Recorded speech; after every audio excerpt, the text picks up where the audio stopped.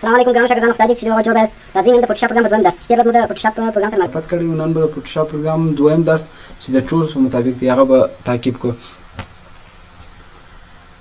که غواړئ چې زموږ سره فوټوشاپ درسونه مکمل وګورئ نو زموږ چینل ته ضرور درسره سبسکرایب کړئ تر څو زموږ درسونه تاسو ته پر وخت ورسیږي چې هر یو اپلوډیر تاسو ته به خپله میسیج درکوي چې دا د نوی درس اپلوډ شو نو زموږ چینل سره سبسکرایب کړئ او ویډیو که مو خوښ شو لایک کړئ که مشکل درلود کولی شئ په کمنټ کې زما څخه وکړئ راځو تېره ورځ لکه څنګه چې مو ویلي وه چې دا نوې صفحه چې راخلاصو کولی شو د کنټرول ان په واسطه نوی لیر راخلاص کړو او که عکس غواړو چې راخلاص کړو نو بیا کنټرول او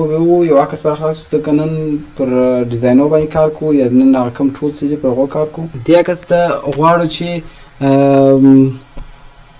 د لومړي سر څخه د موف ټول دی په زموږ په ټولز کې چې دی لومړی سر موف ټول دی نو موف ټول څنګه کار کوي موف ټول داسې کار کوي که موږ غواړو د فوټوشاپ کوم دغه چې موږ جوړ کړی دی هغه د یو ځای څخه بل ځای یا سلیکټ کړی برخه یا کوم راځو سلیکشن کوو لږ دایروي سلیکشن به وکړو ټچ دا پښې سر دی غواړو چې دا د یو ځای څخه بل ځای ته انتقال کو یا یوسو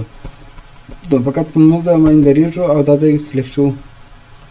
د پښې پر عکس به ودرېږي بیا به دا ځای موف کوي ځکه دا د عکس ګوره دا ځای موف شو نو دا عکس موږ د دې ځای څخه دې ځای ته داسې انتقال کړي دا خپله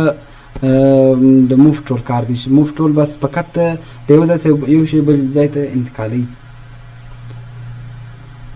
بل راځو مربعي شکل واسطه انتخابو او وروسته بیا خپل کوم ځای چې په کار دی هغه ځینې ریموف کوو یا اډو یو شی نو دا هم خاص لکه څنګه چې موږ د دایرې د عکس دغه شیپ رسم کوي دا هم داسې لکه د یو شیپ غوندې دی په دې کې بیا ځینې سټینګونه شته چې اول سټینګ داسې دی چې که موږ غواړو چې بس دغه یوه دانه پکې رسمولی شو دا سټینګ که پر دا ځای کلیک وکړئ تاسې کولی شئ دا یو دغه یوه دانه شیپ رسم کړئ که پر دې کلیک وکړئ کولی شئ چې نوره برخه فقط که مایز د بل شیپ سره لږ اړیکه ولري هغه برخه راډېږي او د دوی دوه د مابین نقطه د منځ ځینې درېیمه داسې دی چې هغه د دوی دوه دغه برخه چې د چارڅونه بل شیپ ور اډوي هغه نه برخه د څخه ریموف کېږي پسې بیا بل سټینګ داسې دی چې د دوی دوه تر مابین نقطه پاتې کېږي او نور ساحات ځینې ریموف کېږي ګورئ دا یوازې دغه څخه پاتې شول پسې دا پیدر دی پیدر څنګه کار کوي پیدر که زموږ دا ځای کې ډېر پیدر ته انتخاب کړی نو موږ چې عکس د یو ځای څخه بل ځای ته څه کوو هغه ساحات چې موږ ځینې څه کړی د هغه به د شاوخوا ځایونه به لږ لږ خوپوالی ولري او که موږ نه یې سلیکټ کړی بیا نو هغه ځای به خوپوالی ونه لري اوس یې ګورو دا اوس هېڅ خوپوالی نه لري دا لومړی در سلیکشن باید هغه ته انتخاب کړي بیا سلیکشن وکړي پسې راځو دایرې ته چې د دواړو یو رقم سټینګونه دي دایرې سټینګ کوو په هغه کې به ټول درته وښیم دا هم دغه څلور سټینګ همداسې دي پسې پیدر دی د پیدر اندازه ما 15 ورته انتخاب کړی دی اوس موف ټول ته راځم په موف ټول کې ریموف کوم ګوره شاوخوا علاقه ګورئ د دې څونه دقیقه دی او کنجونه څونه پاخه دي د دې څونه د شاوخوا سلیکشن یې څونه نرم ځینې کاټ کړی دی پسې که غواړئ چې دغه ستاسو کوم عکس چې دغه دې ته سټایلونه ورکوي کولی شئ دې ځای څخه نارمل دی پکزل سایز دی او ریشیو دی کولی شئ دې ځای څخه او غټوالی او کوچنیوالی هایټ او ویټ د دې ځای څخه اضافه کولی شئ او دا شی چې دی دا په سلیکټ منیو کې وایو چې پسې یو بل ښایسته شی چې کنټرول ټي ووایي رانږدې به کړي په کنټرول پلس پلس سره به رانږدې کړي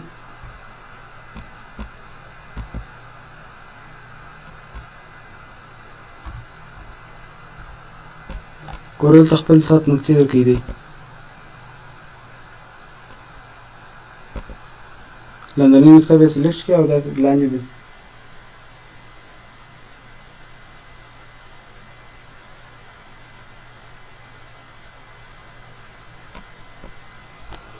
کنټرول ماینس وایي تاسو به وینئ څنګه سټینګ یې پکې کړي ګورئ داسې یو سټینګ دی پکې کړي د دې ټول داسې کار دی د بل یې دانه هم همداسې کار کوي خو هغه بیا یو ورټیکل دی یو هوریزنټل دی کنټرول ټي به بیا هم ووایي پلس پلس ګوره دوې نقطې لرم فقط لاندنۍ نقطه به سلیکټ کړي او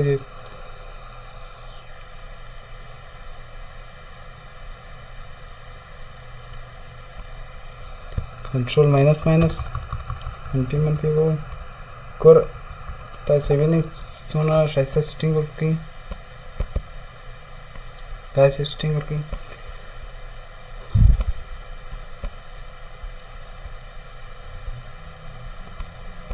دې لپاره بل عکس راخلاصو کنټرول اف 1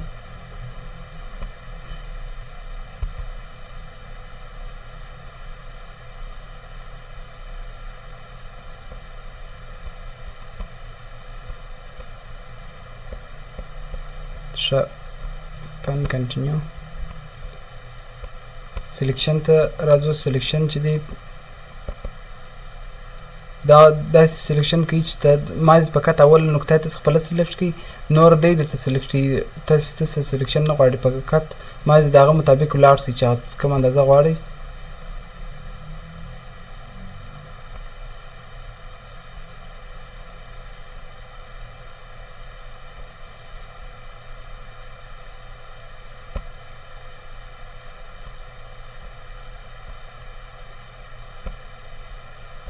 ګوره په داسې اندازه فقط موو ټول باندې کلیک وکړئ او د دې داسې څه کوي چې په راتلونکي درس به مو دا وي چې څنګه کولی سو د فوټوکاپي والا رقم عکسونه جوړ کړو څنګه کولی سو د یو عکس باندې ریشې ولګو څنګه کولی سو چې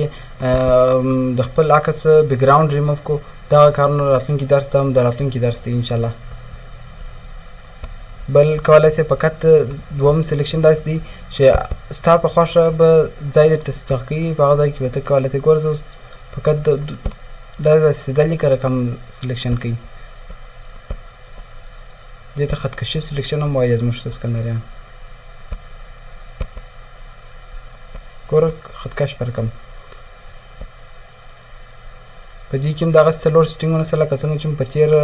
دغه کې ویلي وه پیدر هم هماغسې دی داسې دغه کوم دغه چې دی دا هم پکې شته چې موږ دا بیا موږ په سلیکټ منیو کې وایي پسې دا هم داسې سلیکشن دی چې ته کولی سئ چې ستا په خوښه ځای ته سلیکټ کړي په کومې خوا ته روان یې هغې خوا ته ماوس کلیک ورسره کوه ستا د خوښې مطابق ځای ته سلیکټ کړي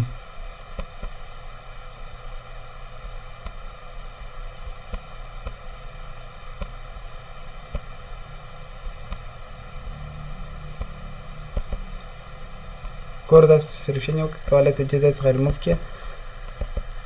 ګوره ریموف مه کوي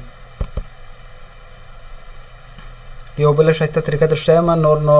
ځو اوس که زه غواړم چې کنټرول زیډ دا ما درته وویله چې کنټرول زیډ چې دی په فوټوشاپ پروګرام کې موږ نسو کولی چې په کنټرول زیډ سره فقط یو وارې شاته کلی سي بېرته مخې ته راځي که غواړئ چې شاته ولاړ سئ لکه د افیس پروګرام چې کنټرول زیډ هم وینئ چارڅونه شا مو لیکلي ټول مو کولی سئ خرابولی سئ نو کنټرول سره به الټ ونیسئ بیا به زیډ ووایي بیا کولی سئ چارڅونه سلیکشن چې مو کړي هغه ټوله ځینې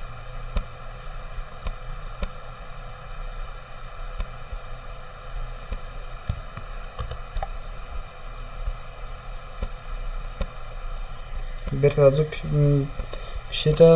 دغه یو کار ګورئ تاسې کولی سئ چې په فوټوشاپ پروګرام کې دا تېره ورځ مې یادونه ته وکړه خو کیدای سي هغونده سم ناسې پوه سوي لکه څومره چې مهم وه زه غواړم چې د دې ځای څخه یو شی ما لیکلی دی هغه دې ته راوړم نو د دې لپاره زه باید لومړی سلیکشن وکړم یو دایروي سلیکشن دا ډېره اسانه طریقه ده چې د هر څوک یې نه استعمالوي دا طریقه د ځینو سر هم نه خلاصېږي چې دا څنګه طریقه ده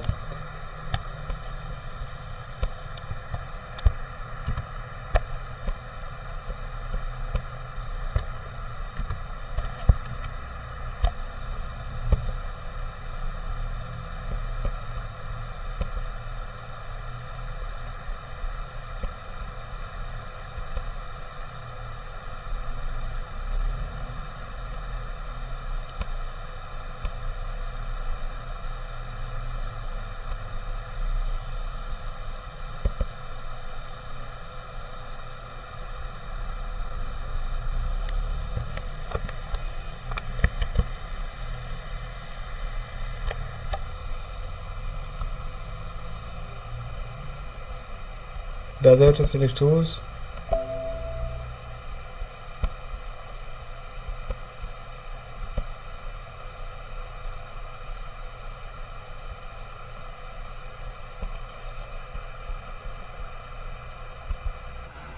شیپ لاک په خلاص کړئ پر موو ودرېږئ ګوره د دې ځای څخه موږ ځای ریموو کړئ اوس فقط د خپل ځای سره ایسه کوو او دا غواړو چې دغه عکس ته یې راوړو دغه کوم شی چې موږ کړی دی کولی شو د دې عکس هم راوړي دغه کوم نور د دې عکس څه موږ کار نه اخلو فقط دی ګوره دلته موږ دا کولی شو په دې په هر ځای کې راسره ثبت کړو چې دا د عکسو په جوړولو کې ډېر ښایسته رول